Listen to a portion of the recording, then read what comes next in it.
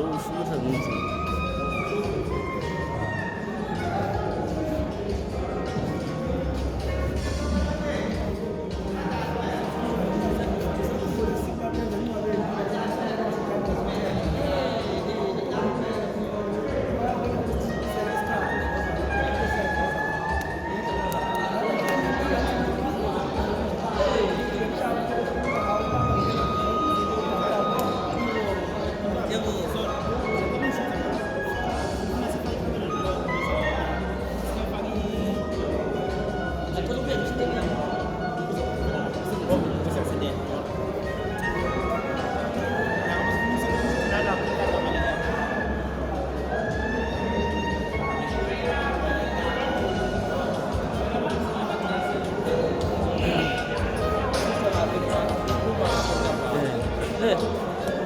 Sanibona baba. Nizokwenza namuhla la? Sizokhalaza lapha ngomshaba. Sesihluphe kakhulu lonke lo. Awukhiphe kancane baba. Lonke leminyaka eyi-28 lokusavota asinalutho sihlupheka belungu basihluphana namhlanje. Namhlanje sifuna ukubatshela abahambe besuthi laba abephalamende. Likhona nithemba kodwa ukuthi ifiso zenu zizofezeka? No, ilona besingenalo konke lokho kodwa ake namhla sisathembile ukuthi namhlanje lokho abazositshela khona kusha ake sikuthembe ukuthi kuzasisebenzela. Sibonga kakhulu nifisela inhlanhla. No, singajabula impela mangaphumelela sikhathele la. Thank you baba. Sikhathele lokusabonga la. Ngibonga. Manje kawuthi ke Nkosi manje kubantu balabantu. Balabantu ngani? La?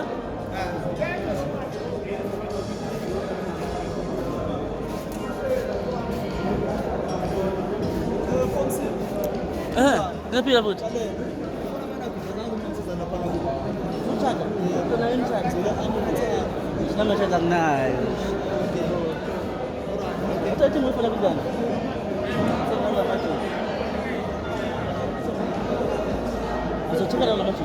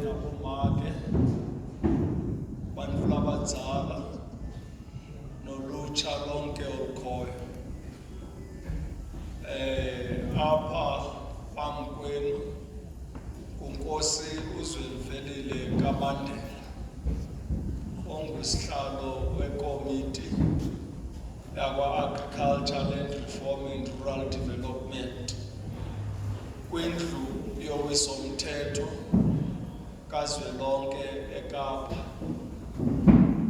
Phambi koba ndihlabele emgama ndicela ngokwemvume yenu ukhahlela kubantwana bomthonyama, bantwana bomqulu, bantwana begazi, njengoba ndifumana into yoba iinkosi zikhona phakathi kwethu. uNdabezitha Wayende, uNdabezitha uNkosi Mthetho, uNyamboza besike sadibana ke naye, uNdabezitha wakwaKhubheka, uNdabezitha kaDladla, uNdabezitha uNkosi Ndlebe, uNdabezitha uNkosi uHlatshwayo, neNkosi Mahlobo, uNkosi uTshabalala, noNkosi boNdabezitha. Ndivuya kakhulu uba xa ndithunywa ePalamente kanti ndizawufikela kubantwana begazi bekhona. Uthi ke umzi wakowethu nePalamente endithumileyo molweni kunonke zinkosi zelizwe lethu. Phambi koba ndihlabele emgama mandiqale ngokwazisa njengoba selapha sithunywa ePalamente. iPalamente isithuma sizikomiti ezimbini. Sendiyixelile le khokhelwa ndim engu-Agriculture, Land Reform and Rural Development. Iphinde ke kubekho ikomiti yakwa-Employment and Labour. Phaa ePalamente sifumane izikhalazo ezininzi ezisuka kubasebenzi basezifama ngendlela bayihleliyo nangendlela baphethwe ngayo ngokomsebenzi. Yabona ke kufanele iPalamente uba yenze or idibanise ikomiti ezimbini, Employment and Labour ne-Agriculture, Land Reform and Rural Development, uba jikeleze amaphondo onke eMzantsi Afrika siyosabela siphande ezi zinto zimane ufika ePalamente.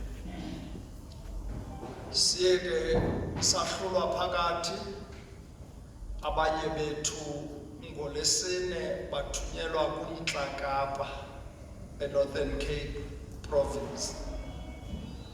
Elgqiza ndikhokheleyo lathunyelwa apha eMpumalanga.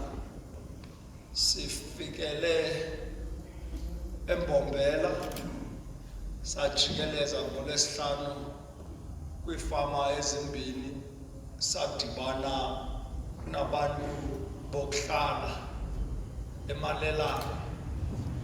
Sisukile ngoMgqibelo saya eBelfast apho siye sayofikela kusapho lwakwaSindane elichithwa yimayini. Kwelaa cala kunengxaki ke ezininzi zabantu abasuswa kwiindawo zohlala ngenxa yezimayini.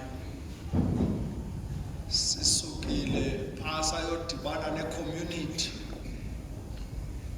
Sasuka ke eBelfast siyolalela eEmelo. Sivuke kwakusasa ke namhlanje sisukela kulaa mhlaba kaNyamboze uNkosi Mthetho siyodibana nefamily yakwaRhadebe, siyobona nezindlu aba bazakhelwe, singxengxeze ke ngoko nigcina ixesha elide apha or usindwa kuzofika. Ngokwepalamente sisuka ngapha eKapa, siwazi lo mhlaba nomgama funeka siwuhambile. Kuye kwabonakala uba i-distance le inde nangaphezu koku besicingile. Siyafuna ke loo nto bantu labadzala besixolele kuyo. Ndihamba ke namarhulumente amalungu epalamente apha. Ndizawuqala ngaba bapha kuzwelonke. Phaa owesibini kwitafule ngu-honorable or ilungu elibekekileyo uMama uZuma okwikomiti ye-Employment and Labour. Apha kwakhe ibe uMama Mahlatsi olilungu lepalamente kule komiti ka-Agriculture, Land Reform and Rural Development. Apha kwakhe nguBawu Yinana okule komiti yakwa-Employment and Labour. Apha kwakhe ibe uTatu Mathiase kule komiti ka-Agriculture, Land Reform and Rural Development. Apha kwakhe uza ephondweni ngusihlalo wekomiti yakwa-Agriculture apha ephondweni uBawulubisi. Kwelaa cala sinoba uMlombo ongu-Chief Whip or uSosweb kwi-provincial legislature yalapha ephondweni. Silapha ke bantwana bahle, bantu labadzala nosapho lonke olulapha, sizosabela kwizinto ezityumzi, kwizinto niye nabona uba zifanele uba ziyofika kwindlu yowiso-mthetho ngophatheka kwenu kakubi, ezifama niphangela kuzo nezifama nihlala kuzo. Abanye benu senagxothwa nakwezo fama benikuzo. Palamente ke ithe sizochitha le mini yanamhlanje nani sisabele kwizinto sizawube nizothula kuthi. Ndizawucela ke into yoba ndiqale kweli cala ndiye kwelaa cala ngojonga ngokwezandla kwaba bathi hayi ndinento ndifuna uba ipalamente iyise iliso ijongekiseke ize sikwazi uthi xa sisepalamente emveni kwa wonke lo msebenzi sawube siwenzile sizawukwenza iripoti esizayifaka epalamente. Palamente ke iyawusithuma kuloo masebe athintekayo uba ikwazi ungenelela loo masebe aqinisekise ezi zinto sizivileyo ziyahoyeka, ziyenzeka, ziyalandeleleka. Ndizawunika ke abantu babe 10. Umntu xa ndimkhomba aphakame azohlala apha ezitulweni. Njengoba benditshilo akho apho singxamele khona, size kuni. Ungakhathazeki xa ndithathe i-10 yokuqala ungabikho kuye, sisezawunikhomba. Noba sihleli apha kwabethu 6 asingxamanga, size kuni. Qha ndizawucela umntu abeke nje ezi ngxaki zithwelane naye or ajongene nazo.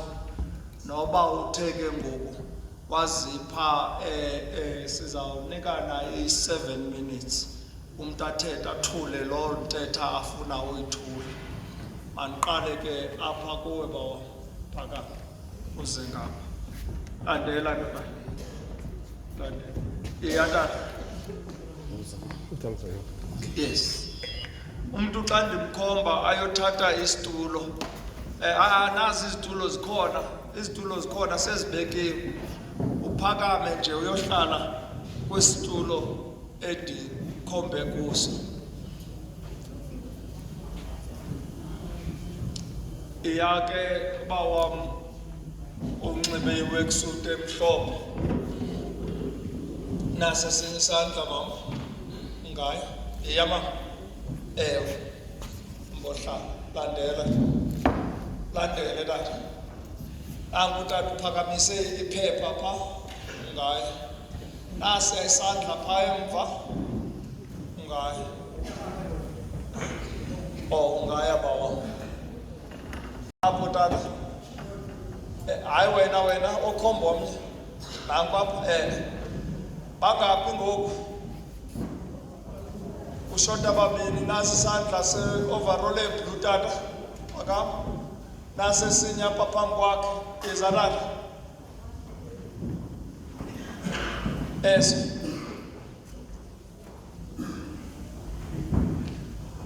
Nase sibafumene abokuqala Izawucela ke umbongo uyiswe pha. Bazawukwazi. Uzawuba bhetere nobeka apha. Wenzela uba ungaphathwa kaninzi ngenxa ye-sanitizer. Ngoba kufuneka silandelele umgaqo we-COVID. Ndizawucela ke wonke umuntu njengoba sihleli sinxibe iimaski zethu. Khavarishe umlomo, khavarishe nempumlo. Siphila phantsi kwale meko ye-COVID. Ndiyabulela ke. Ndizawucela ke sibamele silandelele inkqubo ngale ndlela iyi. Umuntu xa egqibothetha, xa uzawuphakama, ndiyacela uzazise. NdinguNkosi uZwelivelile kaMandela. Ndisuka kwistructure esithile. Uba umele abasebenzi, uxele uba umele abasebenzi. Uba uzizele wena isiqu, utsho uba uzizele isiqu.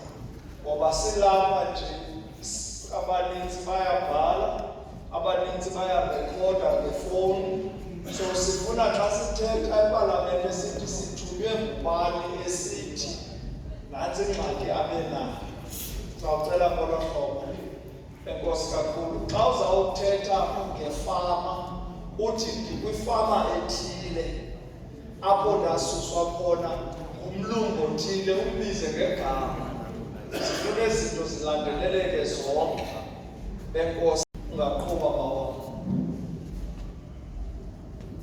Sanibona. Okhulumayo Bongani Nicholas Kakude obuya Dimolen Farm Lunebek khona la phansi koMkhondo district.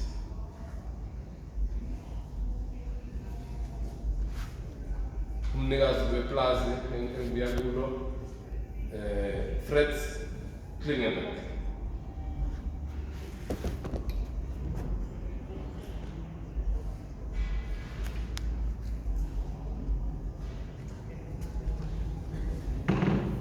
Inkinga esinazo lapha kule plaza besikade siphethe ubaba wakhe sisuka eminyakeni eyi-14 siqala ukusebenza iplaza. Abazali beshonile leso sikhathi sangena eplazini ngasebenza iplazi until 2009 seplazini. Mase ngiyeka iplazi engasafuni ukunikeza idlelo umkhulu wakhona esegugile ubaba wabo uVal Klingenberg.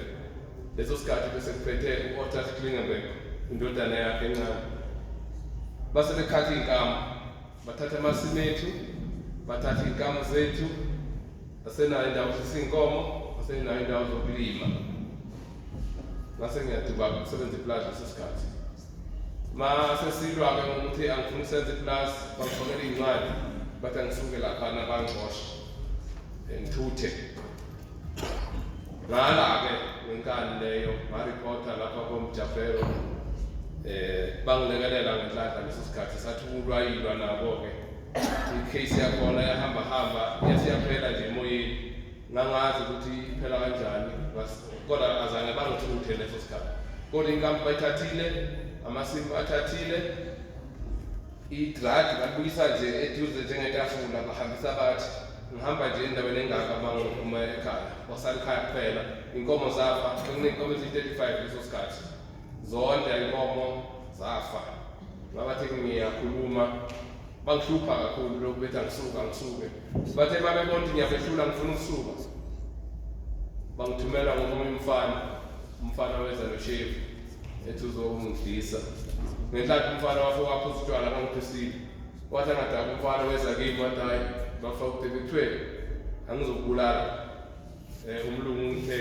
ungibizile wathi uzonikeza 15,000 awuthi ungahlaba lemvu uyithengile ngikuthelele uma ungafa uzonginikeza 15,000 bese futhi anginikeza le nxiwa leli owakhe kulo ngakhe khona ngathi mfana uphi ushefu lo akunike bona wathi umfana ngimshiye ngale kwegate ngamthatha umfana sahamba saya egate wafika umfana wangena phansi kwesidini wakhipha ushefu nangempela ngawubuka ngathi cha ushefu ngathi mfana ushefu cha ngona unginikeze usalela kimi wanginika umfana leso sikhathi beku-2013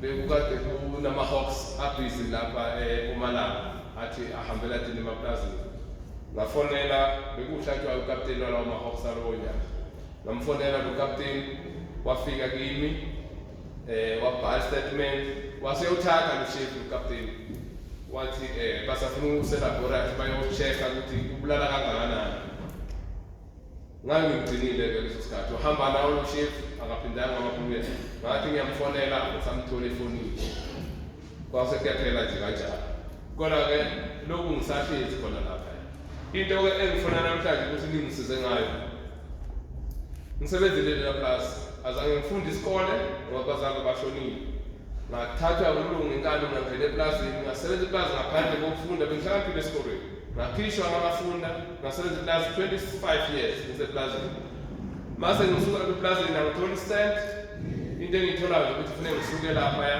bona ngisebenzile leso sikhathi bese ngikhuphile kuna-4 years angisakwazi ukuthi ngingaphinde ngiyoqala enye ifema leso sikhathi angithola imali bengihola laphayana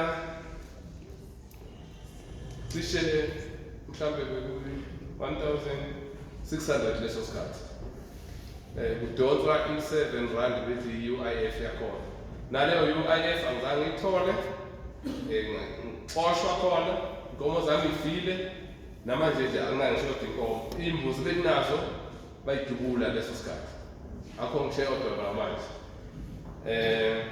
into engifuna-ke kuyazi sesikhulumile nephalamende sesikhulumile nohulumeni asiqali ukukhuluma nani namhlanje wafuna kungesini kuyiphalamende kungabanye kodwa sesikhulumile kakhulu umlomo wami bewubomvu nje usushile sengikhulume too much ngalezi ndaba kodwa ukusizakala akukho angazi noma kunohulumeni noma ngithini yena uhulumeni wethu ngabantu uvotelwa yithi kodwa ngale ndlela asifanele asiphathe ngayo akakwenzi lokho uyasikhulumisa mase sovota masaqeda lapha ngasesikhulumisa leyo nto iyasikhalisa-ke ngoba yithi esibeka nohulumeni ukuthi wayindaba angasinakekeli leso sikhathi ngabe kudala ngafa khuluma lezi zinto ushefu ukhona umuntu lo wayefuna ukungifaka ushefu ukhona namanje ukapteni loyana wahamba wabhala naye kodwa iyaphela nje iyathathwa nje ezengathi bekuwumdlalo namhla-ke engicela ukuthi nifike nikhulume nohulumeni wethu ukuthi sicela phela ukunakekelwa nathi la emaplazini la belungu sihlezi nabo sibasebenzile kodwa abanendaba nokuthi sibasebenzile abanendaba nokuthi asinalutho sisebenzele bona ney'ngane zabo basafuna thina sihlupheke manje lapha ePetimolen sesiphethwe umfana omncane sisebenza uyise sesiphethwe lo mfana manje lo mfana yena efika nje uthe laba abaplasi bafuna ukuqasha muntu ufika nabakhe abantu sonke sihlale emakhaya akafuni sibe ney'nkomo iy'nkomo ukuthi azibe yi-3 senzani iy'nkomo eziyi-3 asinamasimi leso sikhathi umsebenzi akukho imali ayikho ngabe seyilimela akafuni iy'ndlela ezemakhaya akafuni sihambe noma kuphi siyabathanda sikhule nabo labelungu siyafuna kuhlalisana kodwa sicela uhulumeni akabuye phela angenelele kulamplazi ngoba manje sesobashaya abuye lapha sisikele sithole ukuthi thine bantu nansi yethu indawo ihamba la igcina la siyakwazi ukulima siyakwazi ukufuya iy'nkomo siyakwazi ukuthi siphile nathi siyakwazi ukutheza amahlathi ngoba labelungu into abanawo manje kufaka ugesi uhulumeni uyazama abafuni ungena ugesi lapha emaplazini khona lapha nje ugesi abafuni ngesitalo bathi ugesi awungeni ngoba iy'nkomo zabo ebusuku ugesi uvimba iy'hlahla zabo leso sikhathi abafuni siyotheza kula mahlathi bafake iy'sefe ezinto ey'ngaka bafake i-electricity lapha emasayidini asikwazi ukungena leso sikhathi lapho bafaka ugesi abafuni ukusika iy'hlahla eziyi-3 nje ukuthi kukwazi ugesi uhambe straight abafuni lo hulumende wethu ka-ANC uyabesaba awukwazi ukuthi cha madoda yithi phela sibhede manje lokhu akwenzeke ebantwini abamnyama ugesi asikwazi nje masithenga i-Braaipark lapha i-30 sihamba 80 kilometers suke emakhaya sizayo i-30 njengoba silapha nje ufike uthenga i-Braaipark eyi-1 ngoba wathenga abayi-4 uzowabeka sasabolile ugesi akafuni ungena awukho ugesi asiwazi ugesi asiwazi amanzi labelungu abafuni lo hulumende wethu uyabesaba siyacela parliament namhlanje balelapha ake nibhale ningabhali ezinto enizoyilahla ngoba cabanga lezi sesibhale angazi how many times kodwa nokodwa okubuyayo kube yimpendulo ephathekayo ukuthi cha siyanizwela abantu abamnyama basemapulazini yini enivotela uhulumeni lo hulumeni uvotela yithi abantu abamnyama akavotela le-DA kodwa abantu abawinayo yilapho bangavotelanga abe-DA ngiyabonga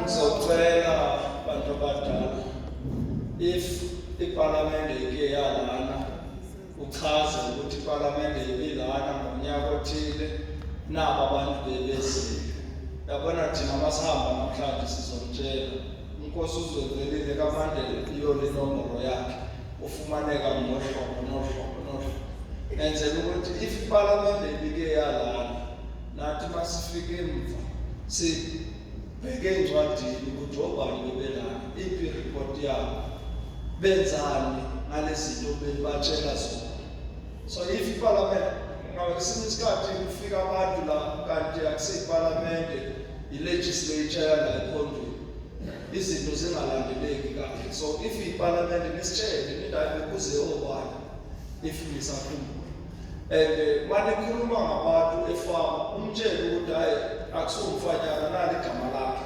basifuna amagama sifuna ukwazi ukuthi kwenzekani kula mafama sizokwazi uyongenelela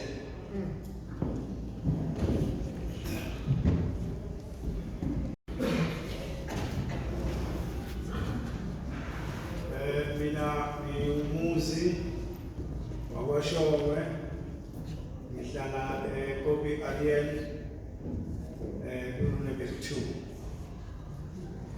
ifamasi engihlala kuyo yiyo iKopi Ariel kunomzane uFan Wyk eLydia eplazini nomzane ufike esifica lapha ngaboma 96 yena efika esifica thina lapha sibadala sikhona lapha usifika lapha abanikazi beplazi okuyibona abadala esakhonza kubo iplazi sisuka kwelinye iplazi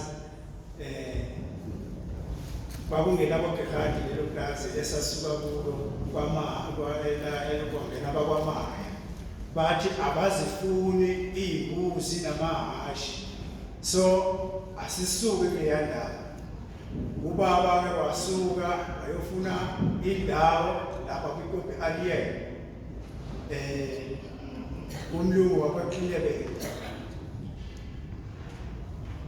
ma bengenile labelungu sisuke sesakhile lapho kuleya ndawo thine wathi lo mlungu weplazi ufuna abantu abafuyile ngoba naye ufuyile unezimvu unezinkomo ngoba uma efaka umuntu eplazini ethi akakhe uzodla izimvu zakhe uma engafiki. Sangena-ke sakha kulela plaza sahlala isikhathi eside njengoba ngo-96 esifika lo Mnumzane Van Wyk noLydia besuka ePitoli. Uma befika lapha basifika siyalima, sinamasiko, siney'nkambi, siyadlisa ey'nkambini, sifuyile, siney'mbuzi. Ufika laphayana lo Mnumzane Van Wyk udubula izinkomo, udubula izimbuzi, uyazibulala, ezinye uzidlisa ushevu. Lenenye nje wasinika iviniga eyidlise ufuqala ushevu, wathi isikhukhumele indawo inkomo, wathi asiyiphuzise iviniga izobhodla ivume. Nangempela yabhodla leyo nkomo, yavuka yatotoba, yafika ekhaya yahlala iminyaka emibili, kowesithathu yafa. Sathi uma siyihlinza sathola iphaphu lingakanasi sami elidliwe yilo shevu, sathola ukuthi iphaphu lincane lingaka. Uma ikhwehlela ikhiphe isigaba inkomo eziwu-15 wayiqeda entabeni ngalo fukana. Lezi ezinye wayidubula nazi iy'thombe, ngashutha lezi thombe, kweza abala emelo beza bazoshutha iy'nkomo le eyadutshulwa le, kuze ngisuke ngizovula icala. Ngalivula icala eDumbe, Paul Petersburg.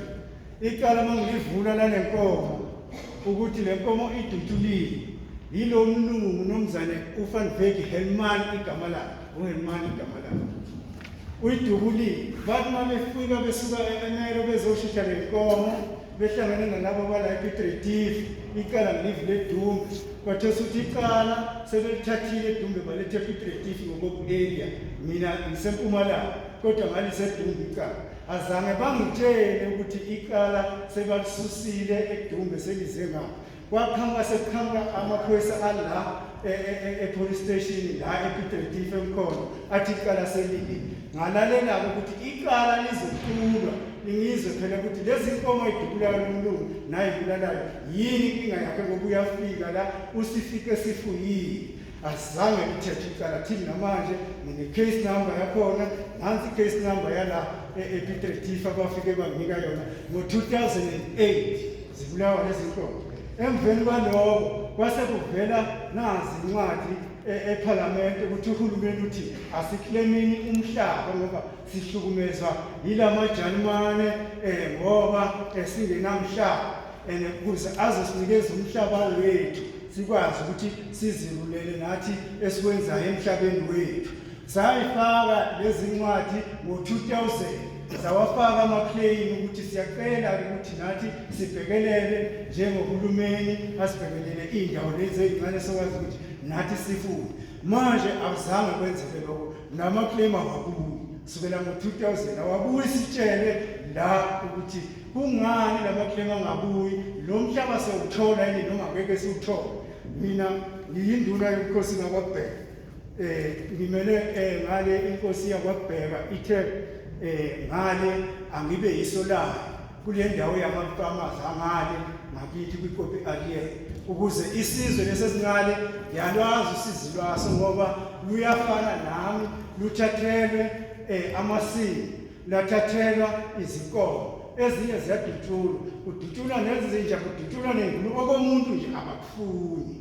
Manje siyacela ukuthi iParliament alike lisibukele phela nathi indawo la singakhona ukuthi sikwazi ukuthi nathi senze izinto zethu. Siyafuna ukulima, amasimu bawathathile, yibona abakhiqizayo. Siyakwazi ukulima, kulokhu okuncane sikulimayo sithi sizama ukuthi silime sonke iy'ngane zethu, sikwazi ukuthi sifake nalapha amapopalazi ukuthi nomphakathi omunye ukwazi ukuthi uthole ukudla. Lutho akwenzeki kithi kube ngathi siyavulapha, asivulaphi. Sicela ukuthi sinikezwe nathi indawo elingene thina kubhekelele. Awukuyibona ababhekelele kakhulu yilaba abamhlophe abahleli phekwethu. La macala lana alomlungu, mina ngiyacela ukuthi iParliament lo mlungu, mina ngesingami angisafuni ukuthi aboshwe ngoba uyindoda, ufuyile lo mlungu uFan Wyk Helman, ufuye izimvu, ufuye iy'nkomo. Ngifuna iParliament liyothatha lezi nkomo zami azibulala, limhlawulise, azibuyise nenzalo yazo nalezimbuzi ngoba izimvu phela nazo ziyazala kubale ukuthi imbuzi izala kangaki ngonyaka inkomo izala kangaki ngonyaka sukela ngalo 2008 eyibulala ngibulala iqala mina nginalutho inkomo zifika nginalutho kumanje nezingane ngiyodla ngapha ngiyazama ubamba nyawo kodwa siyaphila la ngifuna ukuzakhela ke manje umuzi mkhulu ngamangala ukuthi umuzi engihlala kuwo ungakanani abafuni nomlungu ukuthi siphume sakhe ukuthi nomunye akhe lapha abafowethu so5 besiwu9 abafana ekhaya ubaba wasiya siwu9 bashona laba abanye abafowethu sisele so5 manje sinabakoti bawu5 abakoti nezingane zethu welibala wazukulu nani welibala njengoba nje kunezifo ekanje sizogcina vele sonke sinezifo into omkhulu kakhulu abohlela abantu ababodwa manje sithi sifuna ukuthi sithi akafuni uthi ngumthetho akafuni manje siyabuza senze njani nengane zethu nabazulu bethu sibe sihlala khona kodwa yena akanangane ufike lapha akanangane uhlele ukhashise isebenzi lapha wasakhela umuzi sinezindlu yena uhlala endlini enkulu yena yedwa unamaplazi yena yedwa awu3 amaplazi awaphethe yena yedwa thina akukho thina sikutholayo siyacela ukuthi iParliament lisibhekele la uyabona Mangicele ungakalandeli uba ninamaphepha niwaphethe niwabhalile mawuqeda ukukhuluma ngicela uwashiye la etafuleni sizokwazi ukulandelela lokhu nikufakayo so uba umuntu uze aphethe into ebhaliwe afuna ukuyifaka la etafuleni nisinike kona sokwazi ukuthi izinto sizilandelela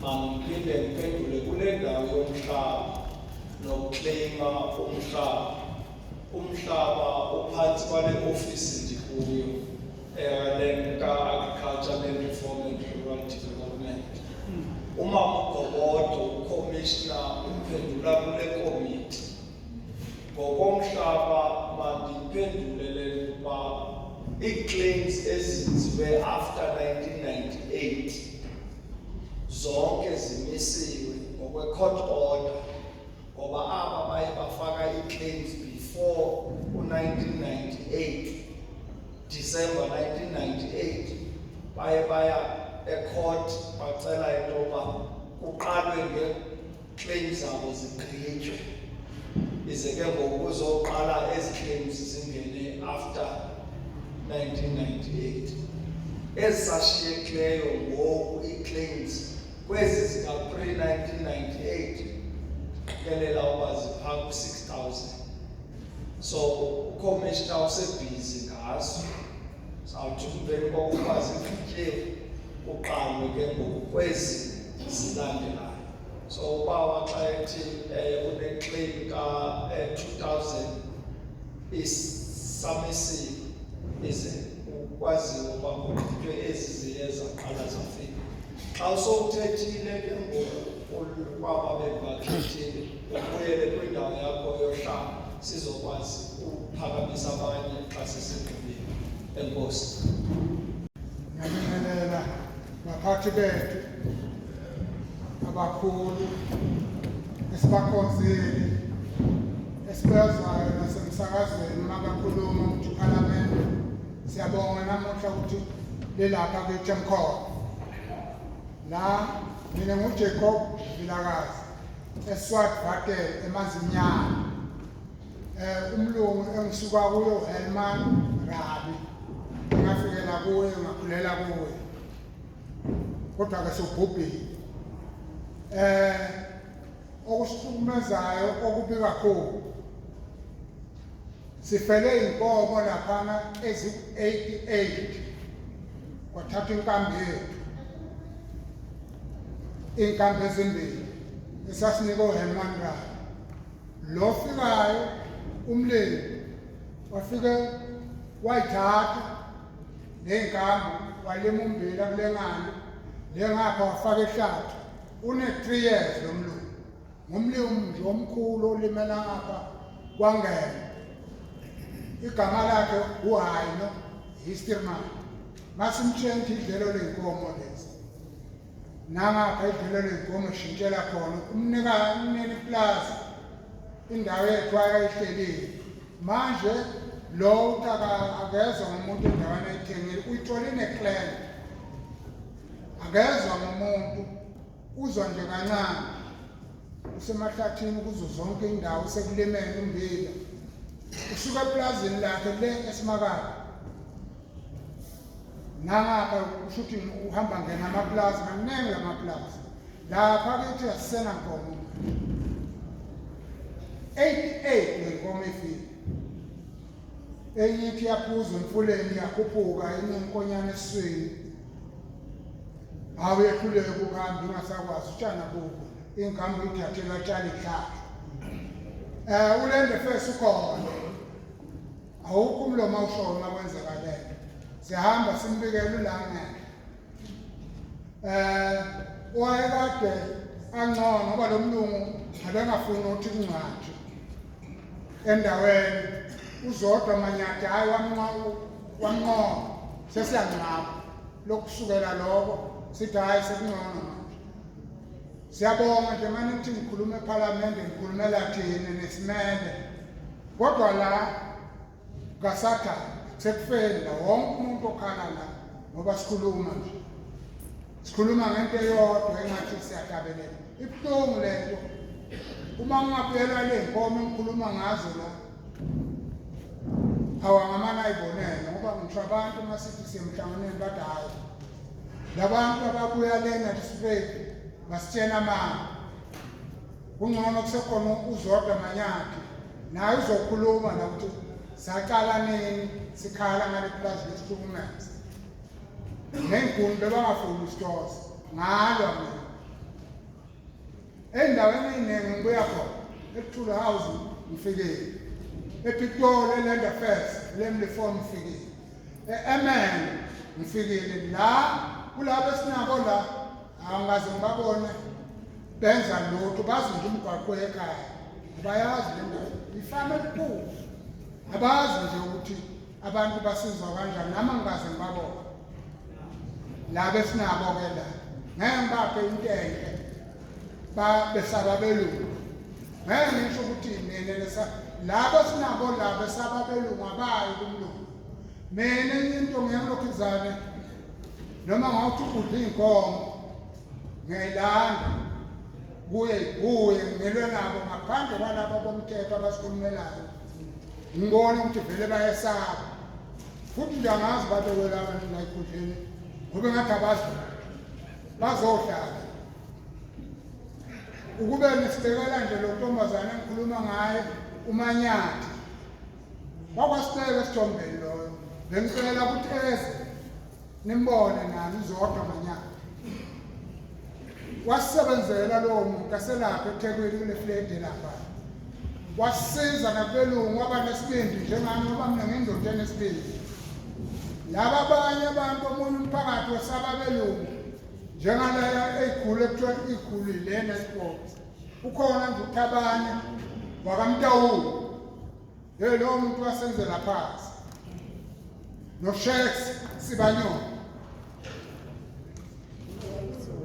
saze samiselwa uyizodwa lengikhuluma ngayo nimbone lo sisileyo noma bengicela ukuthi akazokhuluma naye la ukuthi ungazi kangakanani uhlupheke kangakanani abantu abaningi lamkhondo bahluphekile ngiyabonga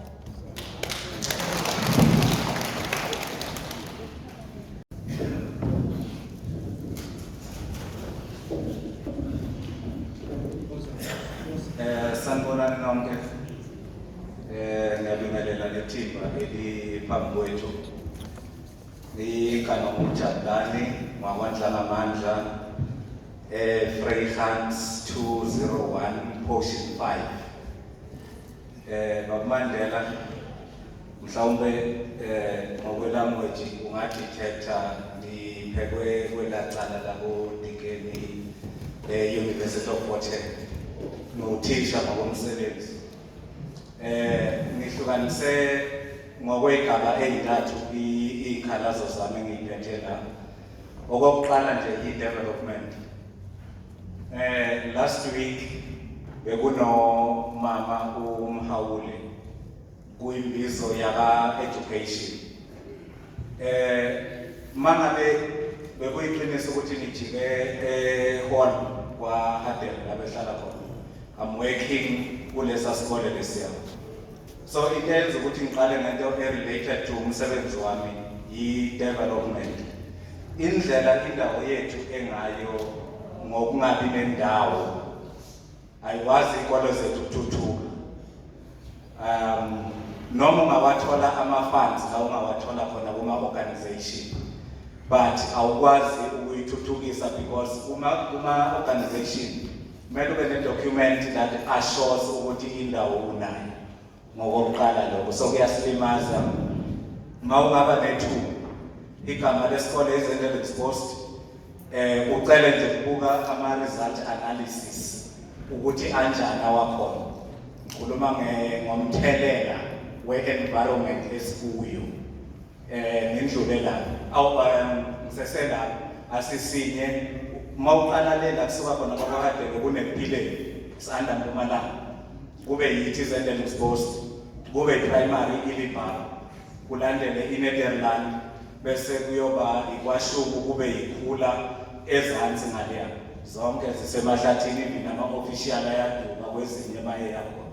So azikho well developed ziphakathi kwamahlathi akunama-sport codes usizi nje kakhulu abantu abamnyama abakuyile ndawo ey'ngale especially nama-Afrikaans ne-Lunabek kuleliya side.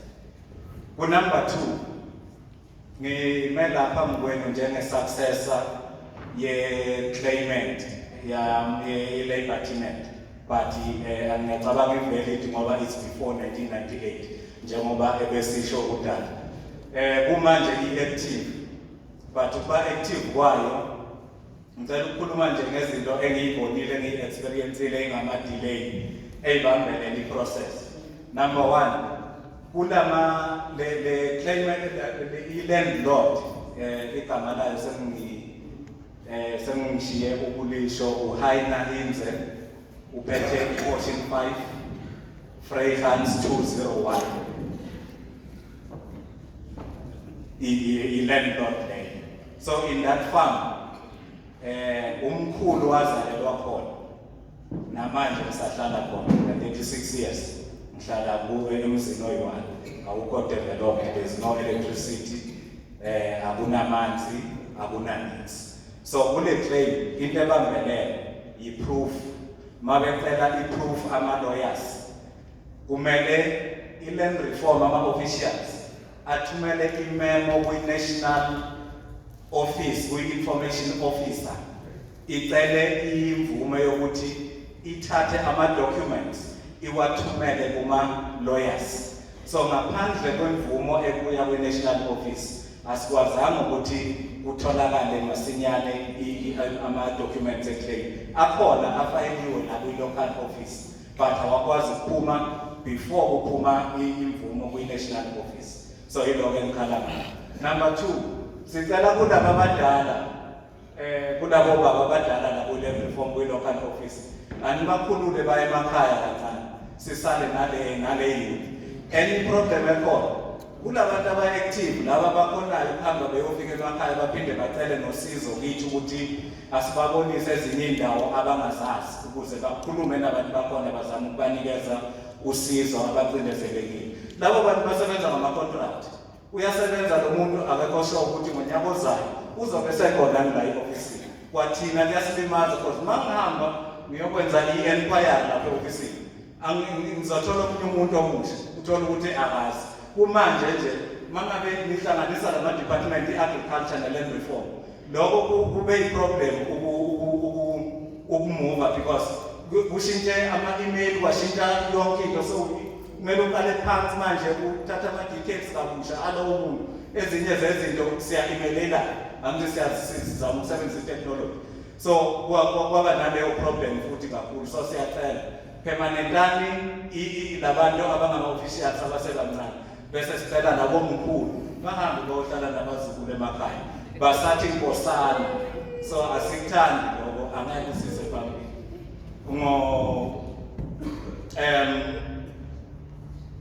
bekungokwesibili lokho. Okwesithathu ngizokhuluma ngeDepartment yakwa-Agriculture, Local Office eMkhono, yi-disaster. I-equipment yakhona mhlawumbe if benizothola ithuba nihambe niyoyibuka lapho le grab la idlala khona ukuthi zinjani. Okunye akusizi i-grab, okunye kusha kodwa sekufila kusasebenzi.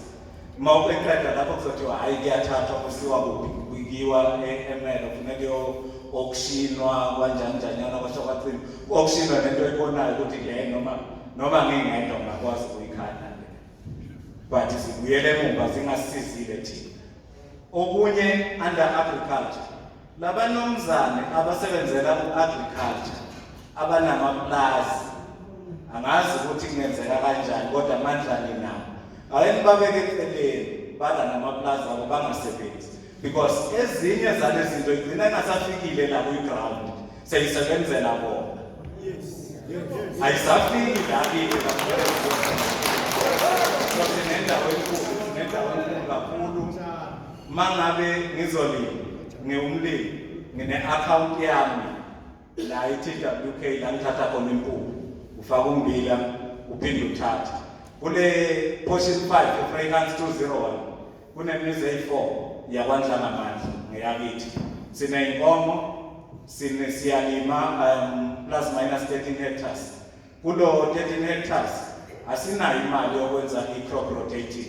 Sirelaya ommbileni ngomunye unyaka uvuma ngomunye unyaka uyavuma usho ukuthi uluzile lapho. Asinazo into zokusebenza.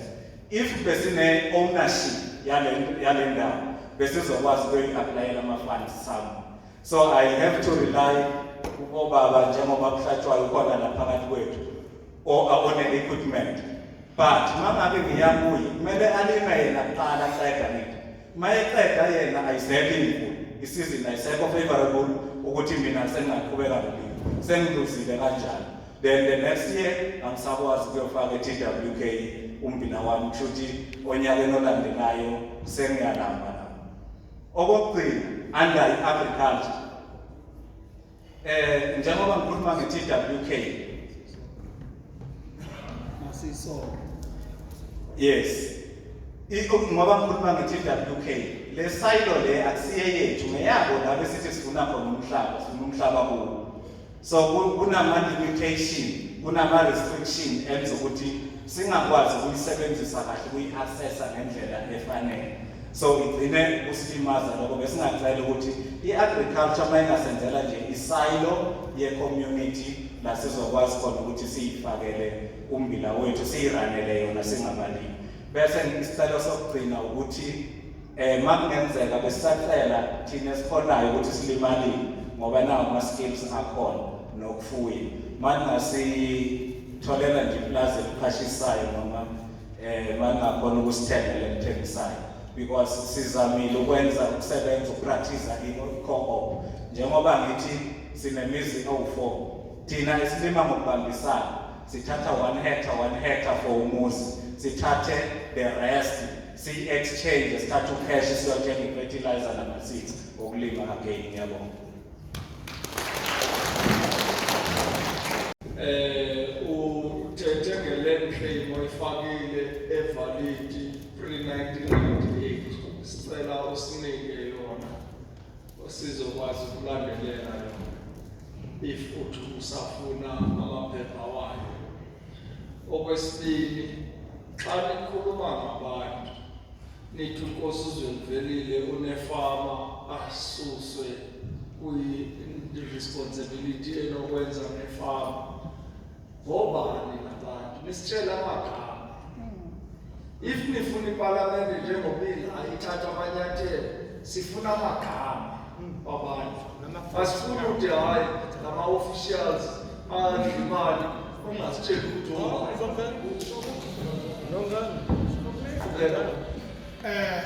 uyalibingelela eParliament, ngiyabonga kunikwa lethuba no-FI Msebenzi wemfanyana esayansi e-Amsterdam.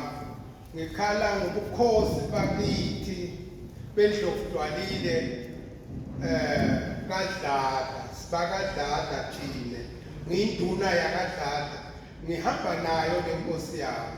Kodwa certificate solo abasilethi, uhulumende yafika ikhomishani kule ndawo yakadlala yenza yabuza yathi vele le ndawo yakadlala vele ngoba akamakwazi ukuthi vele le ndawo but alright kwisitifiketi siyenza wefika besinabo nabo David Mabuza but bazayilungisa leyo ndawo wahamba waye eParliament selokuthiwa certificate siyenza bathi asehle siyena sport lasuyela sport but hayi kuzaba abanjani certificate sikhona setafuleni kumele ndebe sinikiswe asinikiswe asitholakali namanje nenkosi yethu hayi kwazi ukusebenza lutho ngendlela ukuthi sawenza kanjani siyakhala ngiyabonga Parliament nasenifikile kini nisenzela nizasikhulumela kube lento yebuntu bethu kube khona hayi sithi singamaduna kodwa sinazi incwadi zokuthi singamaduna okwenzayo Dondo, kashise. Baba uNkosi ukhona Nkosi Baba. Ikhona indawo ezethu.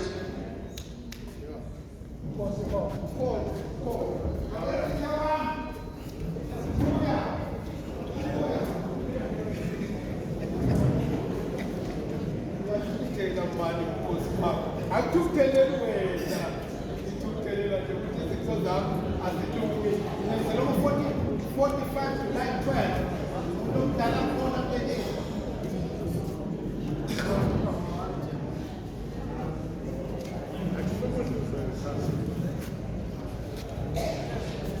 Kundawo ezethu Nkosi uZandla yethu khona. Kowe.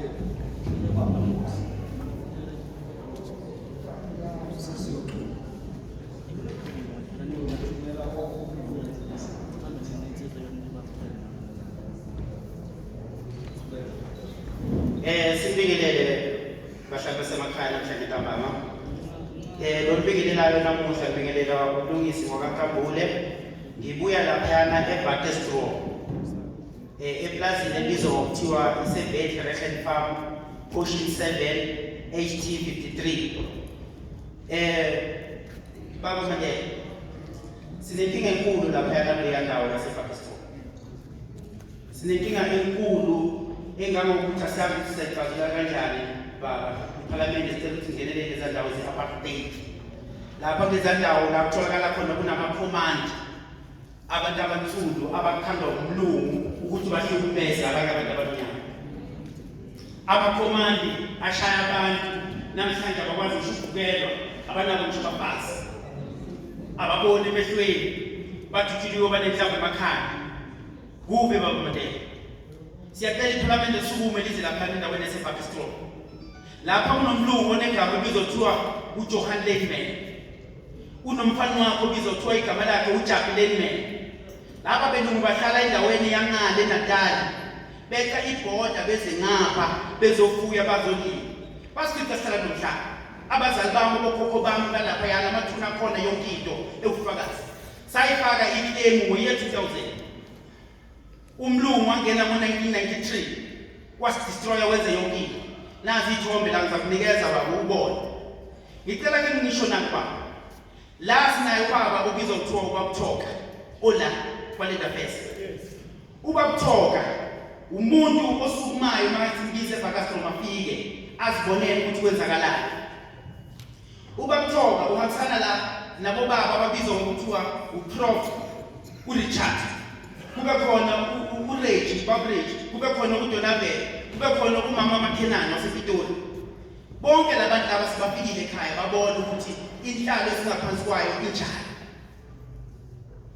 baba Mandela ibuhlungu inkingi wathi lapha mama bebefika kufika uLenda Phase ephelele kanye nama-official lawo ngabalayo obaba uProf umlungu wasuke eNatal ebizwa ngabanye amabhulu beza ngemoto zabo bathi mabefika babimba laba bantu bakaGovernment bathumele wakusho ukuthi bababulala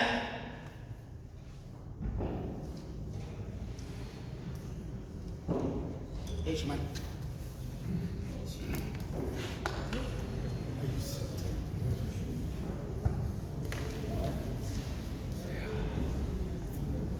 lo mlungu wayikhomba ba-official kaGovernment emehlweni athi ufuna ukubulala manje elekelelwa ngamaphoyisa aseBakastro asemthethweni ngaphandle kwalamakhomanda enkhuluma ngawo angekho emthethweni agqoka ama-uniform ka-government amakhomanda agqoka ama-uniform ka-government aphipha imoto wena sengamaphoyisa singaaqhamukanga kuleza ndawo asikwazi ukungcwaba kuleza ndawo asikwazi ukuthola ugesi kuleza ndawo asikwazi ukuthola ama-RDP kuleza ndawo asikwazi ukufakela ama-boreholes kuleza ndawo ngazi ukuthi sizothini ugovernment akakwazi ukunyathela lawo amaplazi because usaba laba belungu kanti iphalamende libekele ukuthini if iphalamende izosaba belungu ubani omkhulu phakathi kwephalamende kanye nabelungu abamhlophe abadelela umbuso wethu ka-ANC na sicela umhlaba babamandela imfuyo yami yakho nazi ithoko imfuyo yakho angazi ukuthi ngizokwenze njani ziningi inkomo zami seyifile ziningi imbuzi zami seyifile namanje nje uma singayikhaya namhlanje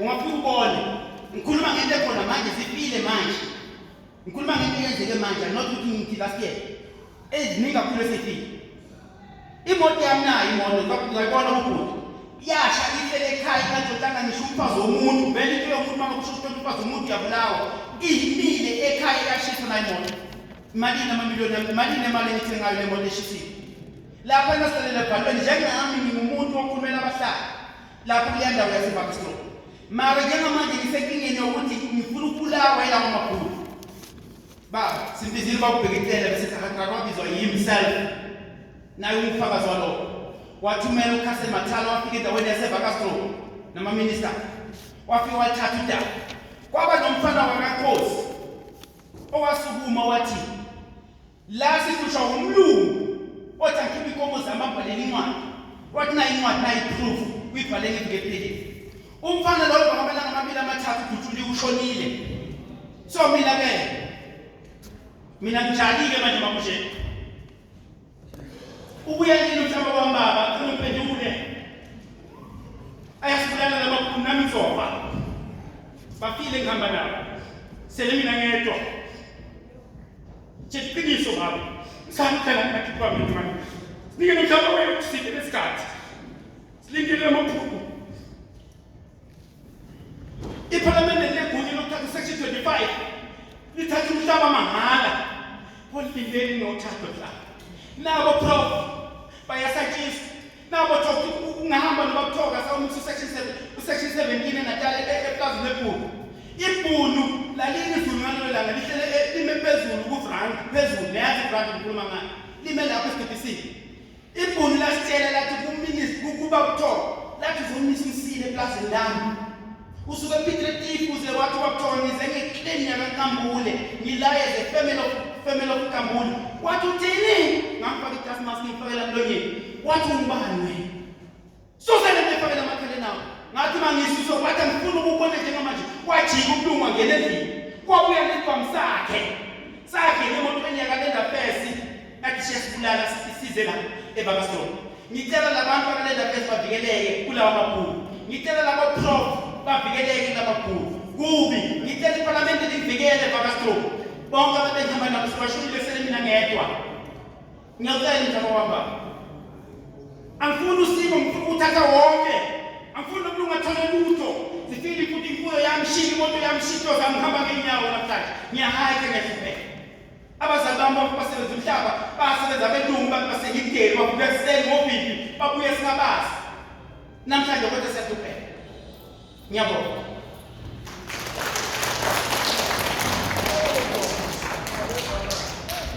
masibonke ukho ekufuna ukuba ngikulungise bengingakhuluma ngama-land claims ka-1998 kungenzeka kanti abakhulumayo bakhuluma ngama-labor tenant claims wona avalid uba une-labor tenant claim oyifakile ngo-2000 sicela uyibhalise lakithi siyazi sizokwazi ukuyilandelela uphenduleke